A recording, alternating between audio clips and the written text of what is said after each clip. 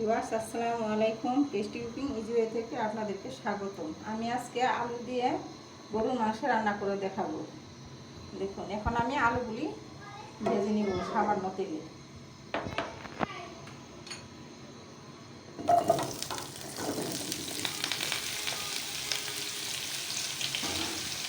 সামান্য একটু হলুদ দিয়ে দিব, সাথে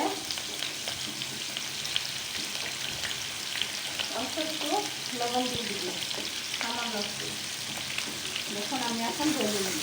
অনেকেই বলেন যে আলু দিয়ে গরুর মাংস রান্না করলে টেস্টটা কি নষ্ট হয়ে যায়, কিন্তু কীভাবে অনেক মজা করে রান্না করতে অনেক টেস্ট বাড়িয়ে দেওয়া যায় সেভাবে আমি রান্না করে আজকে আমি আপনাদেরকে দেখাবো।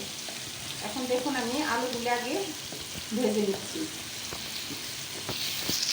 দেখুন, 3 মিনিটের মতো আমি এভাবে ভেজে নিয়েছি, কারণ যে আলুর যে একটা কাঁচা গন্ধ ভাব থাকে সেটা তেলে ভাজার ফলে সেটা চলে যায়। এখন আর আলুর গন্ধ ভাবটা নেই। দেখুন, আমি এখন তেল দিয়েছি মাংস রান্না করার জন্য। এখন আমি পেঁয়াজ ঢেলে দিচ্ছি। এখানে ছোট ছোট 6-7টি পেঁয়াজ নিয়েছি আমি। এখন পেঁয়াজটা আমি হালকা বাদামি কালার করে ভাজবো। বাদামি কালার না হওয়া পর্যন্ত আমি ভাজতে থাকবো। সাথে একটু 4 পিস তেজপাতা দিয়ে দিচ্ছি, ছোট ছোট ছোট এলাচ দিয়ে দিচ্ছি 4-5 পিস। আর এরকম বড় এলাচ আমি 2টি এলাচ ভেজে নিয়েছি, যে এলাচ দিয়ে দিচ্ছি। আর লবঙ্গ দিয়ে দিচ্ছি 3-4টি। দেখুন ভিউয়ার্স, হালকা বাদামি কালার হয়ে গিয়েছে। এখন আমি এখানে 1 টেবিল চামচ আদা নিয়েছি, 1.5 টেবিল চামচ নিয়েছি আমি রসুন,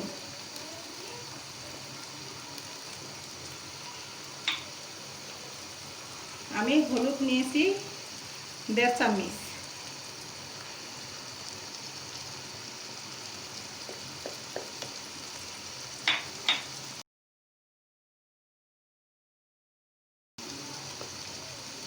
গরুর মাংসতে একটু বেশি ঝাল লাগে, এই জন্য একটু মরিচের পরিমাণটা বেশি দিতে হয়, না হলে খেতে ভালো লাগে না। এখানে আমি জিরা গুঁড়ো দিয়ে দিচ্ছি 2 চামচ,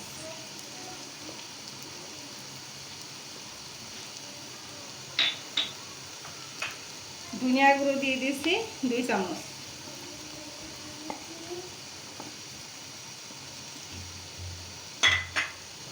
স্বাদ মতো লবণ দিয়ে দিচ্ছি 1 চামচ, আর এরকম একটু লেবুর রস দিয়ে দিচ্ছি, এটা স্বাদটাকে বাড়িয়ে দেওয়ার জন্য। এখন আমি এটা হালকা করে কষিয়ে নিব, একটু পানি অ্যাড করবো, নাহলে মশলাগুলি জ্বলে যাবে। মশলাগুলি যেন জ্বলে না যায় এই জন্য আমি একটু পানি দিয়ে 5 মিনিট কষিয়ে দিব এভাবে। দেখুন, এভাবে আমি 5 মিনিট কষিয়ে নিয়েছি। এখন আমি গরুর মাংসগুলি দিয়ে দিচ্ছি, হাড় সহ গরুর মাংস নিয়েছি, হাড় সহ এরকম পিস করে নিয়েছি আমি।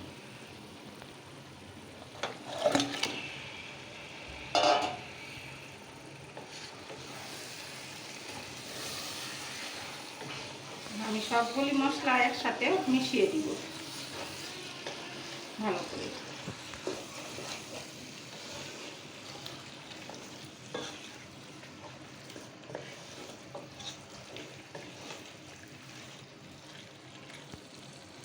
দেখুন, আমি সবগুলি মশলা মিশিয়ে নিয়েছি। এখন আমি পানি দিয়ে দিচ্ছি,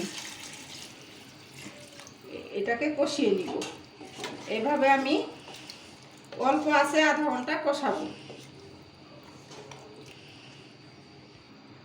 এভাবে ডেকে দিচ্ছি, আধা ঘন্টার মধ্যে 2-3 বার আপনারা নেড়ে দিবেন। দেখুন, আমি 30 মিনিট এভাবে কষিয়ে নিয়েছি। এখন আমি ভাজা আলুগুলি দিয়ে দিচ্ছি এখানে।